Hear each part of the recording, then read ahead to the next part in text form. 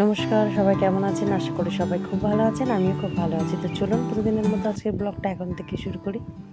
আজকে শনিবার, আর আজ মানেই তো আমাদের নিরামিষ জানেন। মানে শনিবার আর বৃহস্পতিবার মানেই আমাদের বাড়িতে নিরামিষ। আর এখন যেহেতু অতিরিক্ত গরমও পড়েছে, মাঝে মাঝে ভাবি জল দেয়া ভাত করে রাখবো জানেন। সকালবেলা টিফিন হোক বা দুপুরের খাওয়া, খুব দারুণ একটা খাবার, সুস্বাদু এবং খুব ঠান্ডাও। কিন্তু সেটা আর হয়ে ওঠে না। আসলে ঠিক সময় মনেই থাকে না যে ভাতটা করে জল ঢালতে হবে। তাই সেই জন্যই আজকের সকালবেলা হচ্ছে সয়াবিনের তরকারি আর একটু পরোটা। আর এই রোজই একই খাবার দাবার যেন আর ভালোও লাগছে না। আর এত গরমের মধ্যে সত্যি কথা বলতে রুটি পরোটা খেতেও ইচ্ছে করছে না। তাই সকালবেলা টিফিন করার সময় গরম গরম হয়ে যায় তো, তাই তখনই দুটো খেয়ে নিই। আর দুপুরবেলা মুড়ি খেতেই ইচ্ছে করে, আর একদমই এসব খেতে ইচ্ছে করে না। আর রাত্রিরে ভাত। তবে আমি বেশ কয়েকদিন ধরে দেখছি বাবুর কারণে খুব একটা ভালো রাতে ঘুম হচ্ছে না তো, তাই যাই খাবারই খাচ্ছি কেন সেটাই খুব অ্যাসিড হয়ে যাচ্ছে। আর প্রথম প্রথম তো অনেক রকম ওষুধ খেতাম, গ্যাসের ওষুধ থেকে শুরু করে রাত্রিরের একটা লিকুইড গ্যাসের ওষুধও সেটা পর্যন্ত হজমের খেতাম। কিন্তু এখন তো আর সেসব বালাই নেই, সব বন্ধ হয়ে গেছে।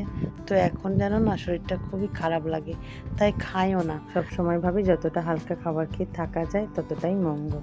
এই আজকেই দুপুরেই দেখুন না, একদমই ইলেকট্রিকটা চলছে না, না তাতে চলছে এসি আর না চলছে পাখা। এতটাই গরম, ঠিক করে শুতেই পারলাম না, ঘুম তো অনেক দূরে। আর সারা দুপুরটাই বাবুকে নিয়ে বসে থাকতে হলো, কারণ ও বেচারি তো ঘুমোবে মায়ের কোলে, আর সেই মাকে তো বসে থাকতেই হবে। আর এতটাই জেদি হয়েছে, কোল ছাড়া থাকতেই চায় না।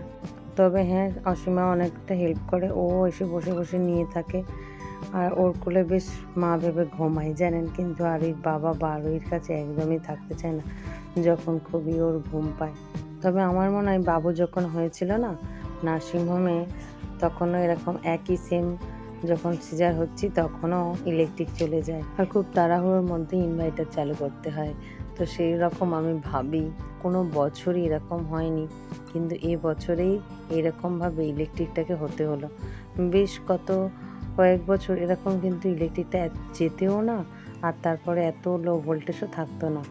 এসি দিব্যি চলেছে, রাতেও চলেছে, দুপুরেও চলেছে। আর এখন একদমই চলছে না, এসি লোড নিতেই পারছে না, তো চলবে কিভাবে? আর এত গরমে সত্যি কথা খুবই কষ্টের মধ্যে আছি আমরা।